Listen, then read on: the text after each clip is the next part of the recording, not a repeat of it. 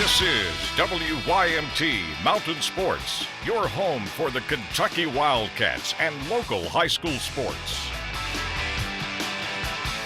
The Louisville Tipoff Luncheon today for both Kentucky basketball programs, and as you can imagine, the Big Blue Nation filled the Galt House to hear what head coach John Calipari had to say. Of course, his son Brad joins the team this year, and he already told his dad he sees a future in coaching.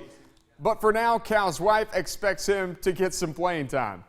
For the first time, he said, "Dad, I think I may want to get into coaching." I said, "Well, then this is a good place. I can make you can go in the film room, you can learn it, you're around us, if that's what you choose to do, but don't do it because I'm doing it. You do it because that's something you'd want to do." Now, my wife, she thinks he's playing. Like you're going to play him. I said, "Ellie, stop now."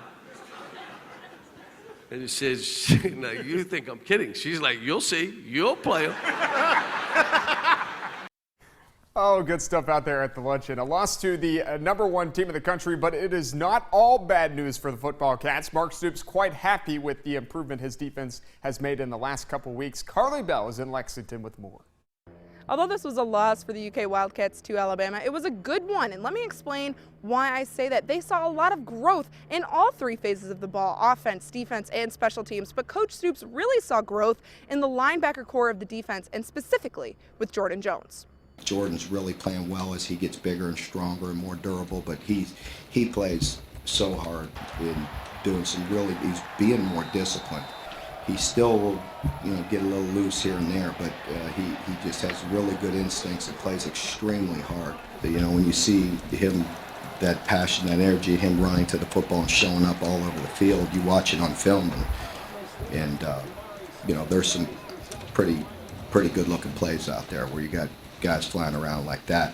Now, UK's defense does have their hands full with a very tough competition in one of the most underrated running backs in the SEC in Ralph Webb of Vanderbilt. We'll see if the defense can take what they learned from Alabama and apply it to the game against the Commodores. In Lexington, Carly Bell, WYMT Mountain Sports. All right, thank you, Carly. Homecoming weekend in Lexington this week. Kentucky and Vanderbilt. 4 o'clock kick on the SEC Network. The all-time series between the two schools is deadlocked at 42-42. The Cats would love to get that 43rd win Saturday over the Commodores. Tonight at 11, Carly Bell sits down with Freddie Maggard for episode 6 of Chalk Talk. And in tonight's episode, the two discuss what positives Kentucky showed against Alabama offensively. And Freddie thinks that Vandy's running back, Ralph Webb, will be a tough challenge for the Wildcats. However, he's seen growth in the defensive unit for the Wildcats.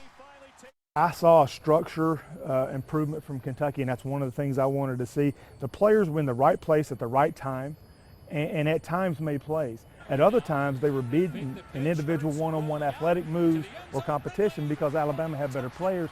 That happens. But if players are at the right place at the right time doing the right thing, that's all you can ask for when Kentucky went down to play Alabama. This week, competition level is even. I would even give Kentucky an edge in talent in this game against Vanderbilt. So right place, right time, now make the play.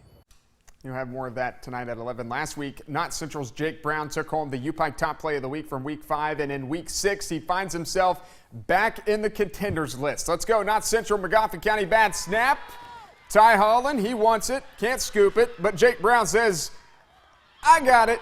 Get off me, bruh." Yeah, this is my job. That's what he says. I score the weird touchdowns. Last week he scored on a squib kick. This week he takes a fumble recovery back. Let's stay in the same game for contender number 2, Magoffin County going for 2. Dylan Williams to Brady Whitaker. He got both feet in there. Great catch. Patriots, though, win the game. Next 2 nominees come from our Appalachian Wireless Game of the Week. Field, and it's caught by Lucas. Got behind his man, and he will take it to the house. Tanner Hesterberg on the call. Nick Sargent to Tanner Lucas for a 63-yard Letcher Central touchdown. Let's go back to Tanner. Needs a block, gets it, and a lot more. Tyrese Simmons. He leaves everybody in the dust.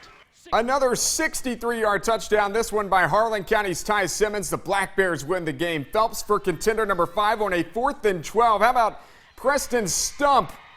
Takes the screen and whoop, little hurdle there. The Hornets get their 2nd win on the season. Out to Allen Central for our next contender, Dylan Cottle. 90 yards. Bye. Rebels, though, lose for the first time this season. Pulaski County's Jake Johnson with the next contender. Look at the footwork, folks. Yeah, get some of that. Making people just miss him. That kid's so good. Last nominee, Donovan Arthur of Knox Central. Yeah, get off me. I'm gone. 65 to the house. Panthers win the third straight week in a row.